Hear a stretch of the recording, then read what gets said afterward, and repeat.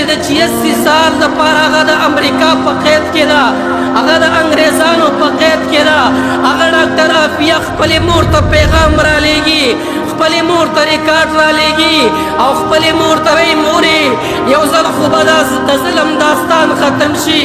یو ځل خو به د ظلم او د بربریت دا داستان ختم شي،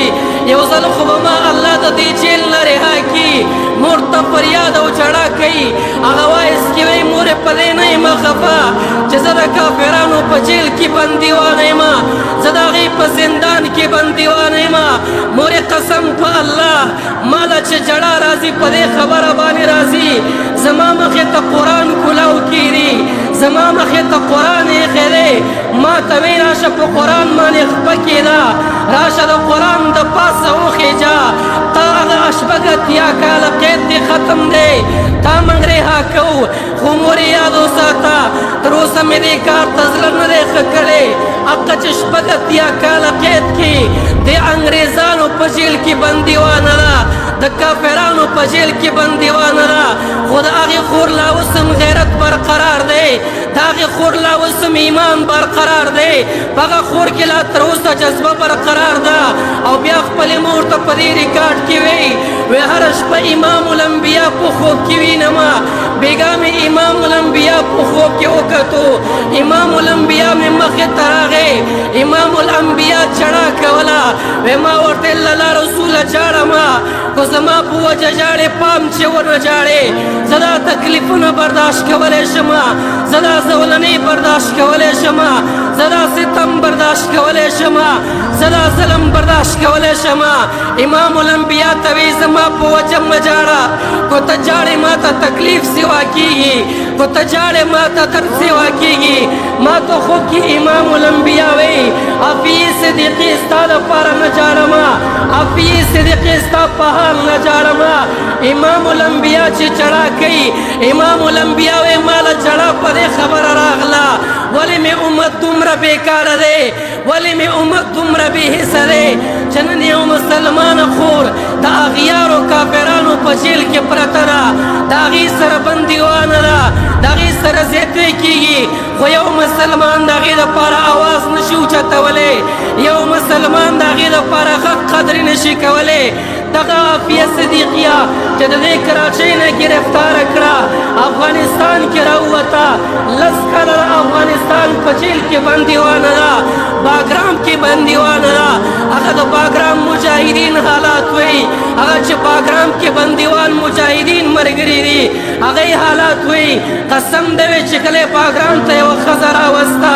کله چې باګرام ته یوه پیغله راغلله، وی د هغې پیغلې حالات څه شی دي؟ هغه پیغله چې باتروم ته روانه ده، د هغې پیغلې په بدن باندې به لباس نه و، هغه پیغله به پر منډه روانه وه، دې پیغلې به چغې سورې والې، په دې دومره تشدد کړی دی، په دې دومره ظلم کړی دی، همیشه به یې چغې والې. هغه د باګرام مجاهدین ملګري وایي موږ بوک هړتال کړی دی، موږ خوراک نه کوو، موږ څښاک نه کوو تر څو په دې ښځه باندې دا ظلم راکم نه کوي، په دې باندې دا بربریت راکم نه کوي. وا د امت مسلمانو جوانانو،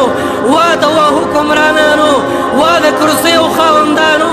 نن په عافیه باندې ننګ نه کوئ، په چا ننګ کوئ، نن عافیې دپاره اواز نه کوئ، چا دپاره یې کوئ، نن د عافیې دپاره چغه نه ووئ، د چا دپاره یې ووئ. قسم په الله درته کومه تابعدار یم د خپلې خور د عزت دپاره، د هغې د عفت دپاره، د هغې د ننګ دپاره. هغه عافیه نن هم چغې وایي وا محمد ابن قاسمه،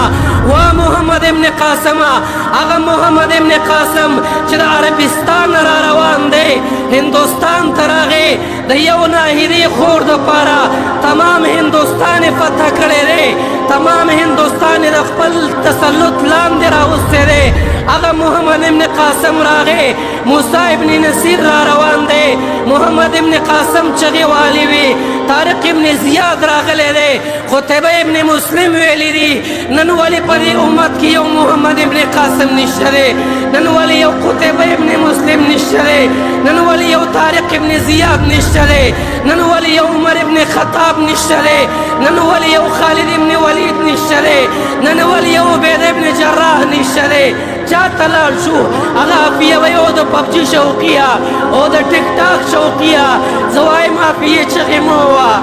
زه یم عافیې چغې مه ووه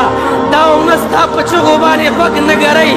زه یم عافیې چړاګانې مه کوه دې امت کې نن محمد ابن قاسم نشته نن طارق ابن زیاد نشته نن قتیبه ابن مسلم نشته نن موسی ابن نصیر نشته دی ته چغې مه ووه موږ خپلې پبجیانې ولې نه کوو موږ خپل فیسبوکونه ولې نه کوو موږ خپلې ټیک ټاکې ولې نه کوو چې د هغې خور دپاره چغې سورې وو د هغې خور دپاره چغې وو هغه رها کړې او د وخت حکمرانانو او د وخت باچاهانو او ځوانانو څنګه الله له ورځئ او ځوانانو الله ته څه وایې چې خور دې د اغیارو په جیل کې بندیوانه ده او داسې تسلط او داسې ظلم په یو ورځ کې ورسره 20 انګریزان جنسي تېری کوي په یو ورځ کې ورسره 20 انګریزان ته په ځان راوله زما خور بندیوانه ده تو وایه چې زما خور د انګریزانو په جیل کې ده یو غنټې دپاره برداشت کولی شي یو منټ دپاره برداشت کولی شي چې ستا خور د انګریزانو په جیل کې قسم دی زه خو یې نشم برداشت کولی ما ته عافیه خپله خور ښکاري ما ته عافیه خپل ننګ ښکاري ما ته عافیه خپل غیرت ښکاري ما ته عافیه خپل شهامت ښکاري خو افسوس چې نه امت مسلمه خبر دی او نه چغې چا واورېدې او نه ته څوک خبر دی